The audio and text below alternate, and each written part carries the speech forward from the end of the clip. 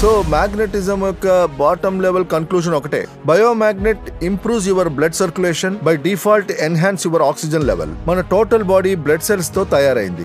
Each and every organ blood cells తో తయారైంది. దాని ప్రైమరీ నేమ్ ఏంటి? ఆక్సిజన్. ఆలోచించి చూడండి, ఒక 65 kg హ్యూమన్ బాడీ ఉందనుకోండి, అప్పుడు ఆ 65 kg హ్యూమన్ బాడీలో అప్రాక్సిమేట్లీ 1,20,000 క్యాలరీస్ ఉంటాయి. దాంతోపాటు ఈ 65 kg బాడీకి ఒకరోజు ప్రాణంతో ఉండడానికి 2,000 క్యాలరీస్ చాలు.